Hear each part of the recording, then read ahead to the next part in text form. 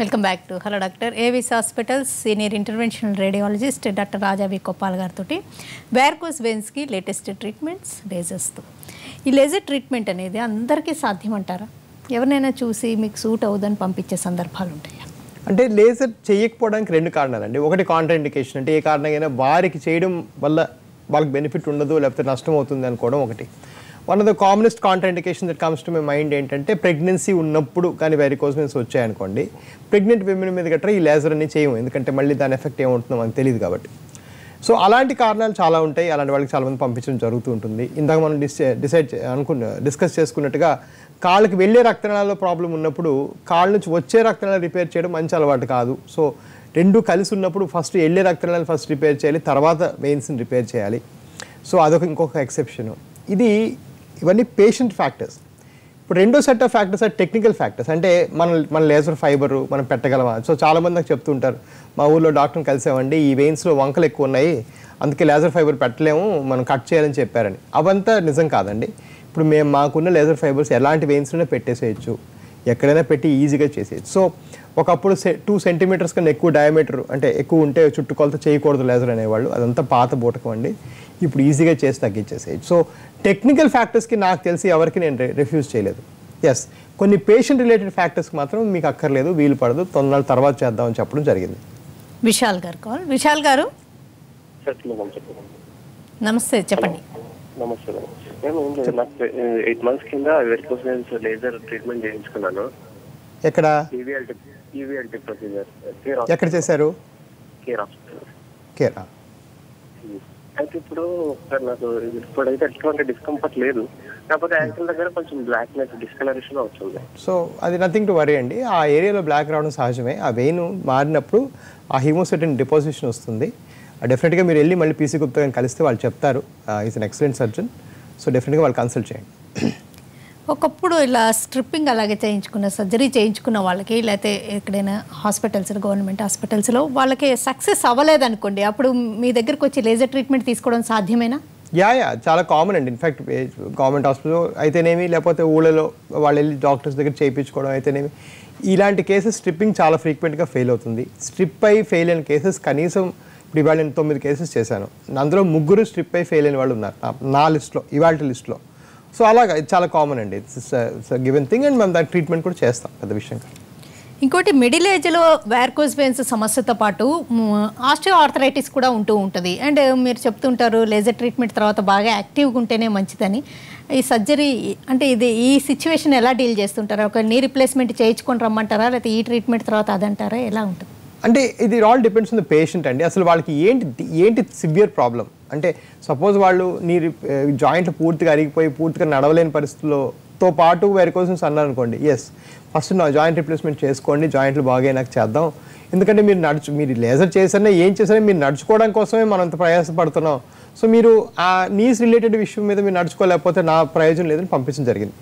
మరి కొంతమందికి ఎస్ కొంచెం ఆర్థరైటిస్ ఉంటుంది, అది ఫిజియో చేస్తే తగ్గిపోతుంది, ఇంప్రూవ్మెంట్ వస్తుంది, బరువు తగ్గితే తగ్గిపోతుంది. అలాగే ఎర్లీ ఆర్థరోపతి ఉన్నప్పుడు లేజర్ చేసేస్తాం. సో బేసిక్లీ అది పేషెంట్ రిలేటెడ్ డెసిషన్ అండి. పేషెంట్ మనం చూసినాక మనం డిసైడ్ చేయాల్సి వస్తుంది.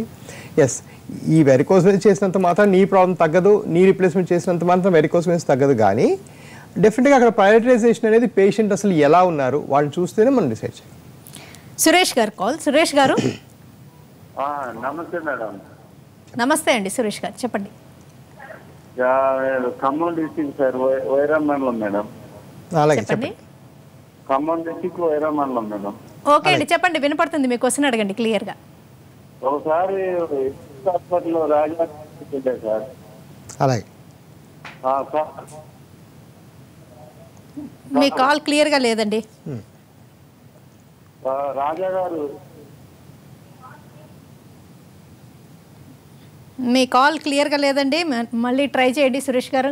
అసలు మీ విజిట్స్ ఎక్కడెక్కడ ఉంటాయండి? ఇట్లా ఖమ్మం నుంచి ఇలా డిఫరెంట్ ఏరియాస్ నుంచి కాల్ చేసే వాళ్ళకి ఎవరెవరికి అందుబాటులో ఉండగలరు? డెఫినెట్గా అండి. సో మేము మా విజిట్స్ ఎలా పెట్టామంటే మంత్కి 2 సార్లు విజయవాడ గుంటూరు వెళ్ళడం జరుగుతుంది. మొదటి ఆదివారం ప్లస్ 4వ గురువారం వెళ్తున్నాము.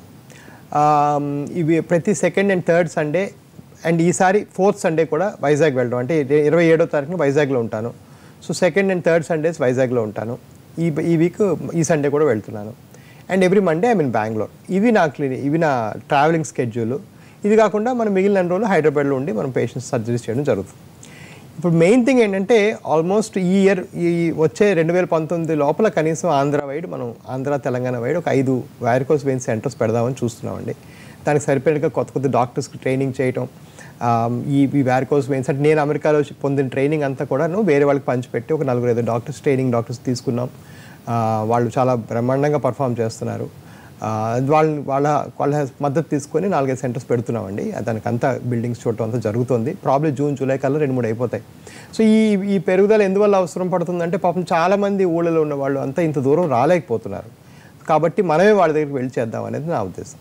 అంటే ఇప్పుడైతే ఈ ట్రీట్మెంట్ తీసుకోవాలంటే హైదరాబాద్ రావాల్సి ఉంటుంది, లేకపోతే బెంగళూరు అంటారా? లేదండి, సర్జరీస్ హైదరాబాద్, విజయవాడ, బెంగళూరు, వైజాగ్ అన్ని దగ్గర చేస్తున్నాం సర్జరీస్. ఓకే, అంటే ఓన్లీ కన్సల్టేషన్ అనేది ఏం లేదు, వెళ్ళిన చోటంతా ట్రీట్మెంట్ కూడా అవైలబుల్? అలా లేదు. కొన్ని దగ్గరలో ఏమన్నా వాళ్ళకి గవర్నమెంట్ రీఎంబర్స్మెంట్లో లేకపోతే ఇన్సూరెన్స్ ఇలాంటి విషయాలు ఉంటే వాళ్ళకి మెయిన్ హాస్పిటల్కి వచ్చామని చెప్తున్నాం. ఎందుకంటే ఈజీ, వాళ్ళు పొద్దున ఏమైనా ఎంక్వైరీ పెట్టినా క్వశ్చన్స్ అడిగినా మనం ఈజీగా ఆన్సర్ చేయగలం. ఓకే, ఈ ట్రీట్మెంట్ తర్వాత వాళ్ళ కేర్ ఎలా ఉండాలి, పోస్ట్ ఆఫ్ కేర్? రైట్ అండి. సో ఇది చాలా మంచి ప్రశ్న అండి. చాలామంది పేషెంట్స్ నాకు అడుగుతూ ఉంటారు, తర్వాత నేను నడవచ్చా, మాకేదో వచ్చే వారం పెళ్ళి ఉంది, లేకపోతే 3 నెలల తర్వాత ఏదో పిల్లల పరీక్షలు ఉన్నాయని చెప్తుంటారు. ఇది ఈ సర్జరీ మా పరంగా ఈ సర్జరీ చేసుకుని 2 గంటలకి యూఆర్ పర్ఫెక్ట్లీ ఓకే అండి. వారికోస్ మేము చేసిన 2 hours తర్వాత you can getup and go home. At least హైదరాబాద్లో మేము చేసే ప్రొసీజర్స్కి అయితే మేము గంటలోనే పంపించేస్తాం.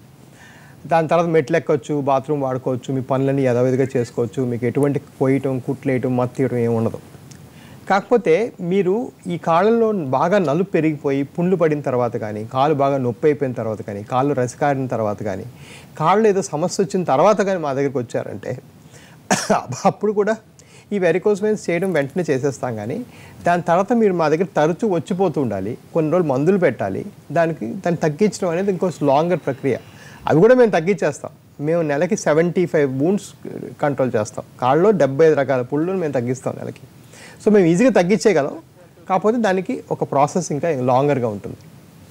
ఒకవేళ లేటర్ స్టేజెస్లో ఇట్లా అల్సరేషన్ అది ఉన్నప్పుడు వచ్చారనుకోండి, అంటే వాళ్ళు మీకు కొంతకాలం అవైలబుల్గా ఉంటే బెటర్ అంటారా? అవుట్ ఆఫ్ స్టేషన్ నుంచి వచ్చిన వాళ్ళు ఇక్కడే స్టే చేసి ట్రీట్మెంట్ తీసుకోవడం బెటర్ అంటారా? అంటే మేము మా పరంగా ఒక పూటేనండి. ఆ ఫస్ట్ ప్రొసీజర్ లేజర్ చేయడం ఒక పూటే. దాని తర్వాత కట్లు కట్టడం అనేది వాళ్ళు వచ్చిపోతుంటే మంచిది. కొంతమంది ఏమో ఉండిపోతారు ఇక్కడే, ఒక 2 నెలలు ఉండి నేను మా తెలిసిన చుట్టాల దగ్గర ఉంటారు. బట్ చాలా కష్టం అండి, ఇది లాంగ్ ప్రాసెస్. అంటే మన ఇండియాలో దురదృష్టవశాత్తు నా దగ్గరకు వచ్చే పేషెంట్స్ ఆల్మోస్ట్ 40-50% మంది కాళ్ళలో పెద్ద పెద్ద పుండ్లు పడిపోయేంత వస్తారు. సో వాళ్ళు ఈ పుండు తగ్గడానికి నేను అంతా చేసిన తర్వాత కూడా ఈ పుండు తగ్గడానికి 1 నెల నుంచి 3 నెలలు పడుతుంది. సో ఈ ప్రక్రియ 3 నెలలు ఎవరింట్లో ఉంటానంటే యూజువల్గా ఒప్పుకోరు. సో వాళ్ళు నేను యూజువల్గా మీరు ఇంటికి వెళ్ళిపోండి, చక్కగా మీ ఇంట్లో మీ సొంత ఇంట్లో ఉండండి, వచ్చిపోతూ ఉండండి అని చెప్తూ ఉంటాం. ఆ టైంకి మా దగ్గర వేరే వూండ్ కేర్ డిపార్ట్మెంట్ ఉంది. ప్రతిసారి నన్నే కలవాల్సిన అవసరం లేదు. మా వూండ్ కేర్ డిపార్ట్మెంట్ వాళ్ళే ప్రతిసారి ఫోటోలు తీసుకుంటాం. ప్రతి పుండుని మేము ఫోటో తీసుకుంటాం, అది పెరుగుతుందా తగ్గుతుందా ప్రతి వారం తీసుకొని దాని సైజ్ ప్రకారం దానికి ఒక సాఫ్ట్వేర్లో పెట్టి అనలైజ్ చేసి మరీ తగ్గిస్తాం. సో అదొక పెద్ద సింపుల్ ప్రాసెస్ మెయింటైన్ చేసాము. ఇవన్నీ అమెరికాలో ఉన్న ప్రాసెస్ అన్నీ మేము తీసుకొచ్చాం. మాకు అమెరికన్ కాలేజ్ ఆఫ్ ఫ్లెబాలజీ అంటే ఒక పెద్ద అమెరికన్ సొసైటీ అప్రూవల్ ఉంది మా ప్రాసెసెస్కి. సో ఇదంతా ఒక సైంటిఫిక్ అప్రోచ్ ఫాలో అవుతున్నాం మేము. అంటే వుండ్ కేర్ అంటే దాంట్లో పార్ట్ అండ్ పార్సల్ ట్రీట్మెంట్లో తప్పనిసరిగా యాంటీబయాటిక్స్ ఇవన్నీ కూడా మెడిసిన్స్ కూడా ఎక్కువగా ఉంటాయి. డెఫినెట్గా మెడిసిన్స్ తీసుకోవాల్సి వస్తుంది. బట్ ఇక్కడ మోర్ ఇంపార్టెంట్ ఏంటంటే నేను కొన్ని దురదృష్టకరమైన సీన్స్ చూశానండి. చాలా దగ్గరలో వెయిన్స్ డాక్టర్స్ ఏం చేస్తున్నారంటే వాళ్ళు వెయిన్స్ మేము చేసేసి ఇప్పుడేమో వెళ్ళి చర్మం మార్పిడికి మీరు ప్లాస్టిక్ సర్జరీ దగ్గరికి వెళ్ళు అని చెప్తున్నారు. అలా చెప్పకూడదండి. బేసిక్గా పేషెంట్కి వాళ్ళకి వారికోన్స్ ఉన్నాయని తెలియదు. వాళ్ళు తెలిసింది ఏంటంటే కాళ్ళ పుండు నొప్పి బాధతో వచ్చారు వాళ్ళు. సో అది తగ్గించాలి డాక్టర్ అన్న తర్వాత. మళ్ళీ ఇది చేసేసి మళ్ళీ దానికి వేరే ఖర్చు పెట్టుకోవడం కరెక్ట్ కాదు. సో మా దగ్గర వూండ్ కేర్ అంతా మేమే పెట్టుకున్నాం. సో మేము ముందే చెప్తాం మీరు ఇన్నిసార్లు రావాల్సి వస్తుంది, వస్తేనే తగ్గుతుంది, దీని ఖర్చులు ఇంత అవుతాయి. అలా లేకపోతే మేము ముందే యాక్సెప్ట్ చేయం కేసెస్. సో అలా ఒక పద్ధతి ప్రకారం చేయాలి బేసిక్. ఓకే, నేను డైరెక్టర్ రాజా వి గోపాల్ గారు, వెరికోస్ వెయిన్స్ సిమ్టమ్స్ ఎలా ఉంటాయి, ఎలా మేనేజ్ చేయాలి, ప్రోగ్రెస్ అవ్వకుండా ముందు నుంచి తీసుకోవాల్సిన జాగ్రత్తలు ఏమన్నా ఉంటాయా, అండ్ లేజర్ ట్రీట్మెంట్ తర్వాత సక్సెస్ రేట్ అండ్ తీసుకోవాల్సిన కేర్ గురించి వివరాలు అందించినందుకు థ్యాంక్స్ ఎలాట్ అండి. ఇది ఇవాళ హలో డాక్టర్, నమస్తే.